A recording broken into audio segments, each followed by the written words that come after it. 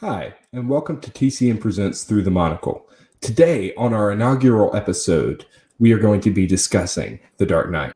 Hello, and welcome to the first episode of Through the Monocle, a TCN The Cultured Nerd Network show. I'm your host, Grant Ingram, and you might know me from my other show, which is Much Talk About Nothing, or you might be brand new and this is the first time you're seeing me. Regardless, I'm going to introduce myself, but first, allow me to bring in a very special co-host who, again, if you've listened to Much Talk About Nothing, you know him as well. It is my dear friend, Grant Skillen. How you doing, Grant? Oh, I'm good. Excited to be here. Excited to get to talk about movies for the culture nerd. Yeah, I am super excited to be a part of this as well. This is shaping up to be a really, really cool experience. So before we jump into our movie of the day, which is, for those of you who didn't see the thumbnail or The Dark Knight. Yeah, it's The Dark Knight. But first, let us tell you a little bit about ourselves, just as kind of we're your friends, you're our friends. Here's who we are. Grant, do you want to tell them first? Sure. Hi, I'm Grant 2, or Grant Skillen, whatever you want to call me. I'm 20, live in Alabama, going to college. Yeah. I am I'm not Grant Skillen. That's my one accomplishment in life. I'm 19, almost 20. I also Close yet so far. Yeah. Well, I'm not old. And then I play baseball in college. That's kind of what I'm doing right now. We've been hosting a show together for about almost 3 years now. 2.5 years. Yeah, I plugged it twice already. If you didn't catch it the first 2 times, you're gonna have to miss out this time. But that's how we kind of dipped our toe into this, and I got in contact with Taylor, and here we are. So welcome, folks, one and all, to Through the Monocle. Now, you might be asking yourself,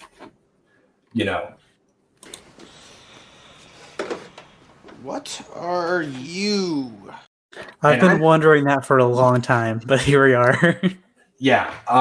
So Through the Monocle is the Culture Nerds retro show. We're going to be sitting here and talking to you about all sorts of movies and television shows that are above like 5 years old. That's our general modus operandi. Some things won't be included, like Marvel movies, even though most of them are over 5 years old. I mean, really, are they 5 years old? No. Right. And, if you say, hey, we're going to sit down and talk about Iron Man, somebody's going to be like, look, that's not retro. I watched that at breakfast. And why you watched Iron Man at breakfast, I don't know, but that's the problem. Yeah. So we're going to kind of try to stick to some themes. And if you listen through this entire episode, first off, good job, gold star. Second off, you'll get to hear the theme for this upcoming month, which is February, for those of you who don't believe that. And we will go ahead and lay out our roadmap for the movies we're going to be talking about next month. But Grant, if you have nothing else to say to introduce ourselves, then I say we go ahead and get into the movie and let the format speak for itself. I say we hop in too. I'm excited. All right. So today we are talking about The Dark Knight. Grant, you just watched it for what I believe was your first time. What were your takes on it? I think it's my first time. If I've seen it before, it's been such a long time, I don't remember. But what a great movie. I mean, there's a reason this thing is so highly rated. IMDb, for what it's worth, has it as tied for the 3rd best movie of all time. I think that's totally fair. It's a really good movie. What I was telling Grant before, after finishing it, there's nothing that I looked back on and said, oh, I wish they did this different. It was just perfect the whole way through. Yeah, and I am a lifelong Batman fan. I've seen this movie about 7 times. I second all of those things. But for the sake of having something to talk about, I think there are a few things that can be improved upon, and I'll kind of point them out as we go along. Just some loose ends that maybe didn't get tied up and that sort of thing, since we have the benefit of retrospect when we were talking about this. Yeah, we do. There's nothing like that stuck out to me, like how could this atrocity be in the movie? There was just nothing like that. I'm sure there's just small things that could have been fixed, but yeah. Yeah, it's not Batman and Robin. There is no singing Arnold Schwarzenegger. Like, it's a good movie.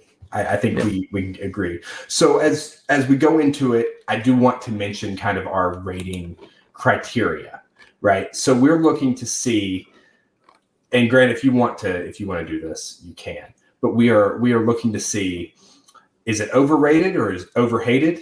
Is it rewatchable? Did it accomplish what it set out to do? And is it good or bad, right? So, Grant. Spoiler alert, good. I mean, it could be a garbage fire. We'll see. We got to talk about it first. Gosh. So do we have to say that it's a good movie? I mean, I don't think it's going out on a limb to say that this is a good movie. I mean, maybe. So before we get into spoilers, do you believe this was overrated at all? I honestly don't. As we were saying, I believe a first-time viewer, it was funny in scenes where it could be funny. It got darker in the scenes it needed to be darker, and just the tone throughout it shifted wonderfully. Heath Ledger was amazing as the Joker. Christian Bale was great as Batman.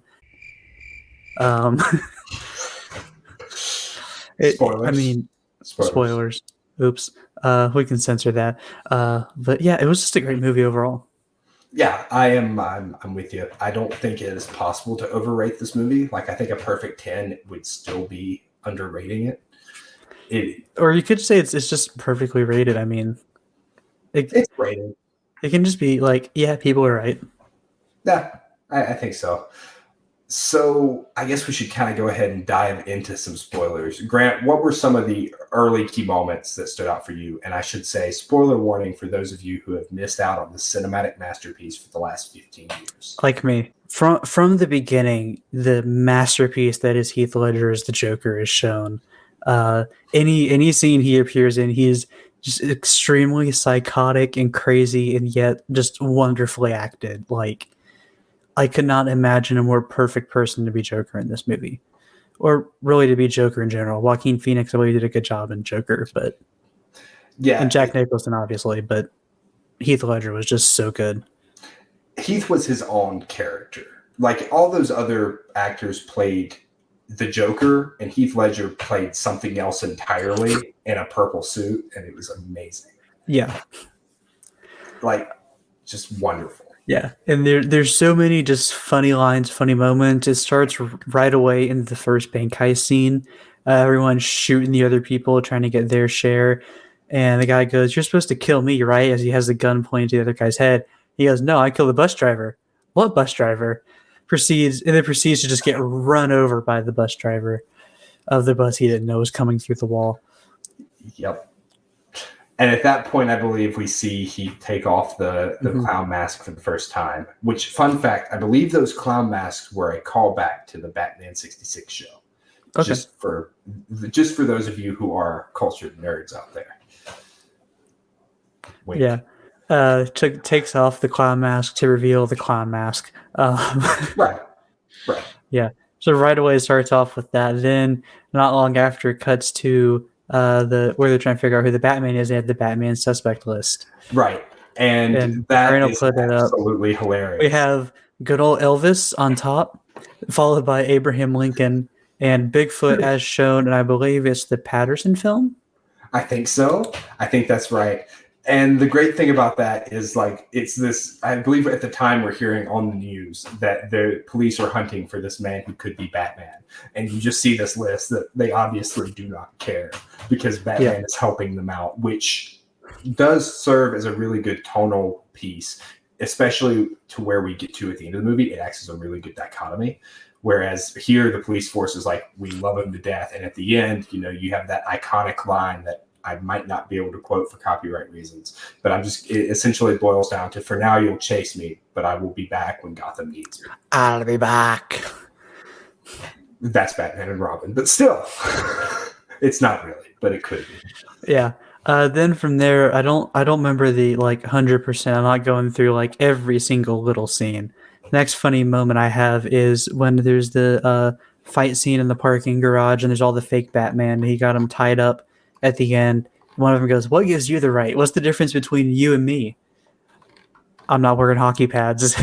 as he gets in the Batmobile, and Yeah, it's absolutely fantastic because, like, he wanted to be a symbol. He's now a symbol. And he's got a bunch of 45-year-old men in hockey pads showing up to get shot. Yep. And they could have joined the NHL. But They could have, yeah. Maybe need to be a little bit better at fighting to do that. But it does take a lot more skill to fight in the yeah. I'll do one more funny moment, and then I'll let you take a mantle for a bit. The witness at the hearing for Maroney pulls out the gun to try to shoot our boy. Who's our boy? cut. Our boy Harvey Dent. All right, I'm gonna just restart that. Man at the hearing pulls out the gun, attempts to shoot our boy Harvey. Pooh. No. He gets the gun and he starts taking it apart, looking at carbon fiber 28 caliber made in China. If you want to kill a public servant, Mr. Maroney, you'll want to buy American. And it's absolutely amazing, right? Like, for a movie that is as dark as it is, the humor is spot on. It is, yeah. I also enjoyed the cliche scene. You want to see this pencil disappear, where he slams the guy down. Which, fun fact for anybody who doesn't know this, they didn't use CGI for that scene. So it was about 15 The pencil actually goes up into the guy's head. Yeah, no, the way it actually was done is the stuntman got his head slammed repeatedly on the table with the pencil sitting right there, and every time he'd have to whack it away right before he hit it. So he ended up with, I believe, a minor concussion from having his head slammed onto the table for like 15 days. Nice. It was, dedication, first off. But yeah. And then just kind of tiptoeing away from that to what I believe was the most pivotal moment of the film. So we see, Joker has Rachel and Harvey tied up to oil barrels. We skipped a little bit. We skipped, all the other deaths, the fake, what's our boy, Gordon death. He's locked up. He's getting interrogated. Batman about kills them, trying to get the locations. Then we get to the scene where they're tied up. He's given the wrong addresses, and here we go. Yeah. So, and at this point, he's chosen to go for Rachel, but Joker must have given him the wrong address. So he's there to save Harvey, whereas the cops are going for Rachel. Yeah. Which it is kind of ironic, and it's a very Joker move to switch the addresses. And so we see Rachel accepting on the phone with Harvey that she's going to die. Yeah, but so what I said earlier that got beeped is right our girl Maggie. Maggie Gyllenhaal, moment of silence for her. She gets brought in, is recasted as Rachel just to get blown up. Yep, and then we see Harvey, who got some good old, oil on his face. Got some good old Anakin Skywalker going. Yeah, and so he went from, our boy Harvey to our boy Harvey. And to quote my good friend, that's a lot of damage. It really is a lot of damage. But I will say that prosthetic for Harvey is fantastic. Like, it is. I don't like gory scenes or anything. And the first time I saw that, I couldn't look at it. I had to be like, all right, I need to look away for a second. It is very jarring. It is. It is just absolutely. It's masterful work for whoever did that. I will be honest, I don't know the makeup department, but it is amazing. Whoever did that did a fantastic job. Yep. And so we go into the scene in the hospital where Joker is going to blow up the hospital. And I wish I had this clip, but I don't, because I was afraid of too many clips and copyright issues. But Grant, do you want to describe what happens? Yeah, so this is an iconic scene. This is something I've seen before many times, and finally happy to be able to put it to the movie and connect it. But this is when the Joker hits the button to blow up the hospital, but everything doesn't go off, so he starts fumbling with and hitting the button, and then as he's walking off, you see everything just explode behind him. And it's hilarious in a sick, twisted way. Yeah, it's very Joker. Yeah, one thing you'll find out is Grant and I, especially me, have dark senses of humor. So I find that hilarious. Some more funny moments from the movie, if I can go back to some of those, is our boy who's our extortionist? What's his name? Our boy, the Reese. Our boy Reese walks into Fox's office, good old Morgan Freeman, and he's like, "Hey, what you doing with these designs for the Batmobile and all this money that's just disappeared?" And then Fox just comes back and says, "Let me get this straight. You think that your client, one of the wealthiest, most powerful men in the world, is a vigilante who spends most of his nights beating up people with his bare hands, and you want to blackmail this person?" Does that seem like a good idea? And at that point, I believe he stops, right? Like, that's it. No, he comes back and he's about to go on air on a like talk show and expose them, and that's what leads to Joker saying, "Kill him in an hour, or I'm going to blow up a hospital." You know, as you do a casual, "Hey, kill this guy, I'm going to blow up a hospital." Right. And that leads to pretty much the whole, everything, right? So Yeah. There's a whole denouement. There's the Two-Face, or Harvey, gets taken into custody because he's Batman, and then he's out of custody, and then he's Two-Face. That's before that. We're jumping back and forth, but yes. Yeah, we're kind of hopping around. Some more funny moments after my part with Fox, when Batman's, all right, I'm going to go give myself up. He's talking. What does good old Alfred say? Alfred says something like, "I don't want to be your, like, as an accomplice." Boy, Christopher Bale. I say Christopher. Christian. Bale. Our boy Christian Bale says, "Accomplice? I'm going to tell them this whole thing was your idea." Which is fantastic. Yeah. And so with that said, I think we've hit a lot of the major points. Mm-hmm. We do leave this movie with Heath Ledger's Joker alive, which is tragic considering what happened to Heath Ledger. Yeah, so I mentioned, I'm not sure if we're going to keep this in from earlier, but we're actually recording this 15 years to the day of when Heath Ledger passed away from his accidental overdose. And they leave him, at the end of the movie, they leave it open as to whether he died or was alive. It seems to be that he was alive, but it's unfortunate that we didn't get to see him come back in the future and play Joker again, because, like I was saying earlier, it's just such a masterful performance. Like, he plays the psychotic, joking, just, really psychotic's the perfect way to put it, character just so well. I can't imagine what it had been like to be on set just and witness that. It must have been awesome and terrifying at the same time. Yeah, and they say, those that were acting or on the crew, they say that he was the nicest guy. Like, there were reports when he died, and I was 5 years old. I remember this. There were reports that he'd gone full method, and he was creeping out castmates, and Jared Leto.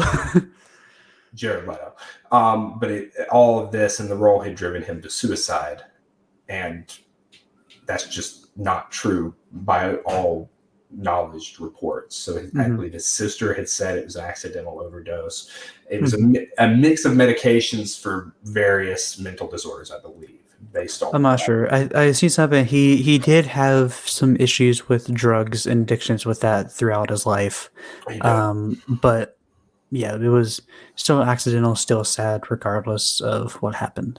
It was absolutely tragic, and I hate to see that. Or hate to know that we didn't get to see the rest of his career, and his family, of course, had to go without a father or a brother or a son. He won an Oscar posthumously for it, and it was an absolutely masterful performance and a great one to go out on. And well earned. A couple other of his funny moments from the movie. They're in the 18-wheeler going next to Harvey Dent in the back of the truck after he got arrested for being Batman, and he's shooting his little like pistol SMG shooting through the truck. He's like, I'm gonna need something bigger than, or the guy driving the other truck goes, he's gonna need something a lot bigger than that, as they're handing him a bazooka to start shooting at the truck. It was, I love that scene. So then once they get out from under there, He's going full speed. Batman comes out the other way, cut through the city, knows exactly where he's going to be. Of course. Of course, cuts out, is going full speed at him, and then appears to have missed the truck. However, he gets the truck attached with some wires to other stuff, goes through, stops, pulls it, flips the truck completely over. But as he drives past him, Joker goes, "He missed," and then wee plop. Oh, it's a fantastic movie. Like, it's got something for everyone, right? It does. If you like comedy, it's got that. If you like watching someone play an excellently executed, just psychotic character, it's got that. If you want dark, sad moment, it's got that. It's got a bunch of everything, and it has all these different just attributes to it, and then it handles all of them perfectly. Yeah. Some movies like have the dark scenes are really dark and good, but then it's not as good in the funny parts as it should be. This is just perfect throughout. Yeah, and one thing we've talked about, I know on Much Talk, and I'm sure we'll talk about here, like the Marvel movies, for example. They do a really good job of being funny, but a lot of times that humor undercuts the story. It undercuts the emotion. Like Guardians of the Galaxy, for example, as much as I love that movie, there are a lot of really emotional moments to it that are undercut by, a Drax joke and that sort of thing. And so I was really happy to see, and I'm really happy it, stands up today, that all this humor can work as well as fit in, right? It's funny, but it also doesn't undercut anything. It is just what that movie is. I love it to death. And for those reasons alone, I think it is perfectly rated. Yeah. One last funny moment. The Joker, when he's being interrogated by Detective Stevens, in talking about the police officers that he killed, he goes, this was kind of dark and kind of like psychotic. But he goes, "Do you want to know why I use a knife? Guns are too quick. You can't savor all the little emotions." And you see, in their last moments, people show you who they really are. So in a way, I know your friends better than you ever did. Would you like to know which of them were cowards? That is hilarious. Yeah. I will say I think my favorite moment from all of it was when the Joker got Patrick Leahy and had him at knife point. I just really enjoyed that, just as somebody who likes to see, it's nice that they took an actual senator and had him threatened by a supervillain, because it just adds that element of realism to it. Yeah, and then also it's that same type of thing when gets a girl Maggie and holds her at knife point.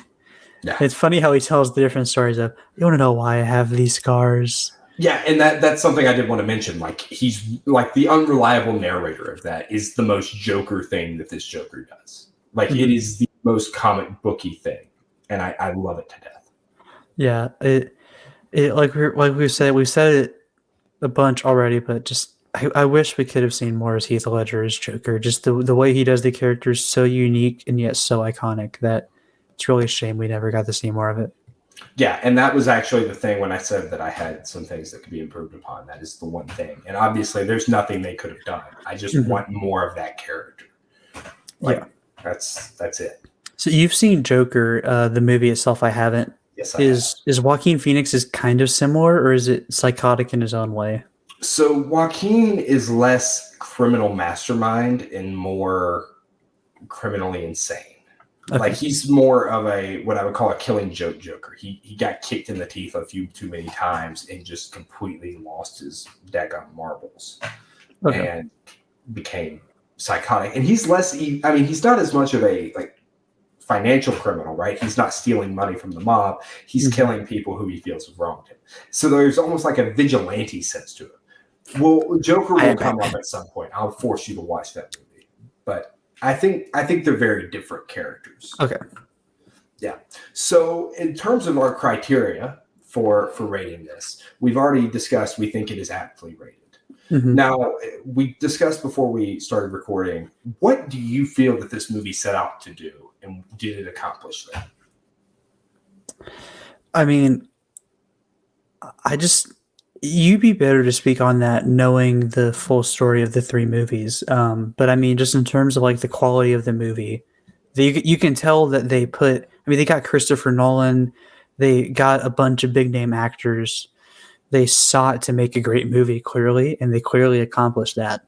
Um, I mean, this is one of those movies I was thinking about it. It's perfectly casted.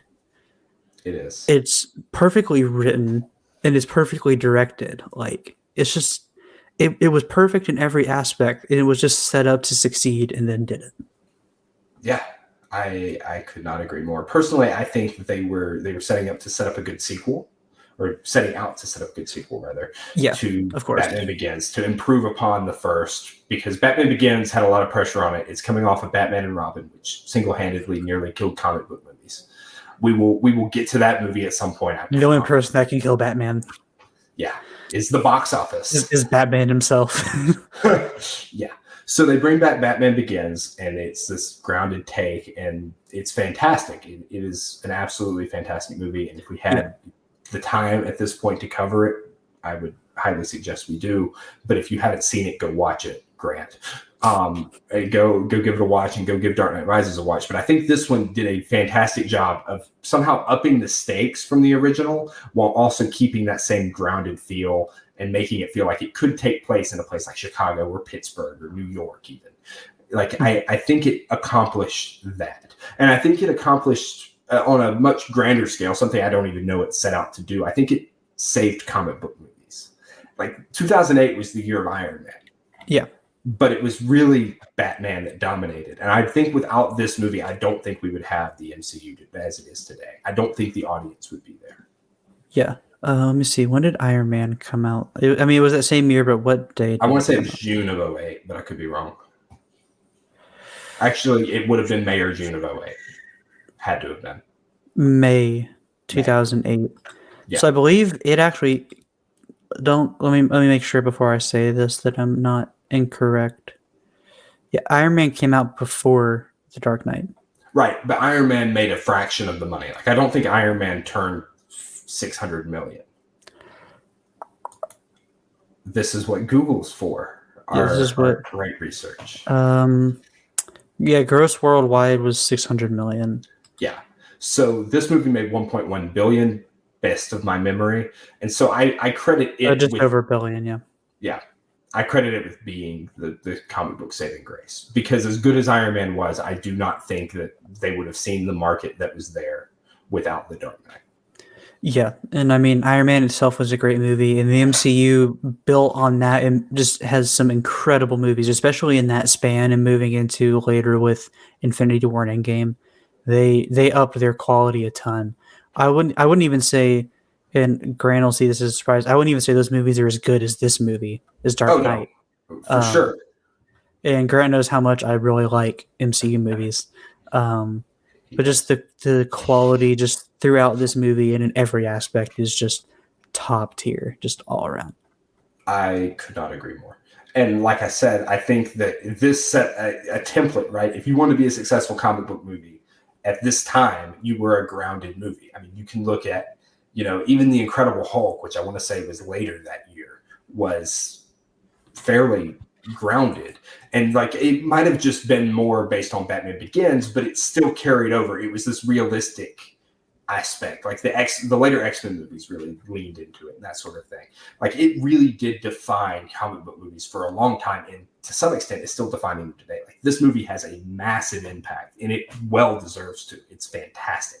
Yeah. So Incredible Hulk came out in June. That only grossed $260 million. Because it was not that great, but yeah. So Incredible Hulk actually came out before Dark Knight. Weird. I guess it would have been more based on Batman Begins than that. That goes back. Mm-hmm. Yeah, Begins was 05. Yeah. Iron Man was May. Incredible Hulk was June. This was July. Yep. And so finally, we do need to establish a pass-fail, a good, bad. Does it hold up to scrutiny? Is there a flaw in the diamond? And since we are a monocle, is this a cracked lens or a diamond viewer?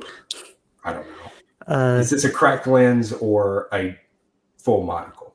All right, this is gonna be a really hotly debated one. Um, my notes I have in all caps fail. No, no. I have in all caps Terrible. pass. Then our other criteria, is it rewatchable? Yes. Yeah. There's stuff you see on like the 7th viewing that you didn't see on the 6th. Like once you know how it's going to unfold, the clues are there to go back and rewatch. Like a good mystery, it's fantastic. Mm-hmm. And it's just so entertaining. Like as you know, the quote goes, "Are you not entertained?" And I think everyone was.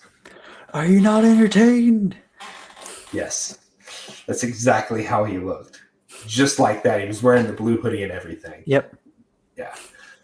But absolutely, I think this movie was beloved for all the right reasons. I think it deserves everything it's gotten, and I am really happy it exists. Yeah, I mean, IMDb, like I mentioned earlier, has it as the third rated movie of all time. Won 2 Oscars, had 160 wins out of 163 nominations for awards. I mean, it was nominated for a bunch and won almost all of it. I mean, yeah, it actually got the Oscars Best Picture category expanded because I want to say it was 5 before this, but people were outraged that this movie was not included for Best Pictures at the Oscar. Or for Best Picture at the Oscars. I swapped the plural there. I can speak. But and so they increased it to 10, and that's why we've seen other comic book movies, which I would argue are lesser comic book movies, such as, Black Panther and a few others that I believe have gotten nominated for Best Picture. And then I think Joker got it as well, which kind of completes the cycle, right? Like The Dark Knight got robbed, but Joker got nominated. Mm-hmm. Fun fact, I want to say exactly half of the people who have played the Joker have either won Best Supporting Actor or Best Actor for that role, which is really cool. Go play the Joker. Heath Ledger absolutely deserved it. I would assume Jack Nicholson won something for his. He was not the one that won Best Actor. That was Joaquin. Was his support? I don't remember if he won anything. I could be wrong though. He might have. Jack Nicholson's a fantastic Joker. Like he just is, and he also gives good nicknames. Apparently, that's a reference. We interviewed at one point on Much Talk a man named Carl Newman, who was Michael Keaton's movement double in Batman '89, and he was nicknamed the Ballet Bat by Jack Nicholson. So now that I've over-explained my own little inside joke, Grant, would you like to do the honors of explaining what our next upcoming slate will be? Absolutely. Coming up in February, we're doing space westerns. So we're starting off first week with Star Wars: A New Hope, just an absolute classic. Next up, we've got John Carter, which is our hidden gem. After that, we've got Starship Troopers, which is our cult classic, followed up with we were calling it rotten film, Cowboys and Aliens. Yes. And so he's listing all these as though we have a cycle, and that is because we have a cycle. This is a professional endeavor, in case you can't tell by our swanky hoodies. So we are going to be doing a set cycle under a set theme. This month's theme is going to be space westerns. This episode we're recording today is going to be the only outlier as far as we know.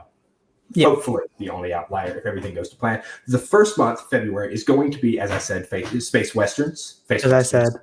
Yes. And then after that, who knows? We might venture into the world of Disney. We might venture into, I don't know, racing movies. If you want to see racing movies, give us a comment down below. I've got the list right here. I could tell the viewers. I'm not going to. Yeah, we have to wait and see. We got to keep you on the hook. So if you do want to watch ahead, as Grant said, our next movie will be Episode 4, A New Hope. And we hope you have some thoughts on that to come into next week's episode with. Also, check out mine and Grant's other show if you enjoyed this. It's called Much Talk About Nothing. We do a lot more interviews over there. We have an interview coming out this week with comedian Greg Warren. He talks through the entirety of his comedic career. I can't alliterate to save my life. And he then gives some advice for, young up-and-comers. It's fantastic. We cannot wait to release it to you guys. Go check that out. Give us a follow, subscribe anywhere. All that's linked in the description. We also have a backlog of episodes. If I cut you off for a second, we have a backlog of episodes. We have reviews of stuff. We have Clone Wars. We have Mandalorian. We have some classic Disney movies. We have some Batman stuff. We have some X-Men stuff. We have a lot of stuff on there. If you like stuff, you like reviews and listening to people talk about stuff, there's probably something for you to like. You just have to scroll and find it. Yeah, if you're here, we talk about the same stuff. Thank you so much for watching, and if you've enjoyed the show, go check out our Patreon at patreon.com/theculturednerd. There you'll be able to support our entire podcast network, which consists of like 7 other shows, and specifically Through the Monocle. And if you want to do that, just run me through patreon.com/theculturednerd until you find Through the Monocle, and at that point, throw your money at the screen. As always, I have been your host, Grant Ingram. And I've been your co-host, Grant Skillen. Thank you to each of our Patreon supporters listed here, and thank you also to Jose Navarro for making our logo. Yep. And thank you so much for joining us. Be sure to like and leave a subscription, or leave a like and subscribe, as the cool kids say. And if you want, go check out The Cultured Nerd by scanning this QR code here on the left, and go check out our other show, Much Talk About Nothing, where we have that very cool interview that we mentioned coming up, by scanning this QR code on the right. See you next time.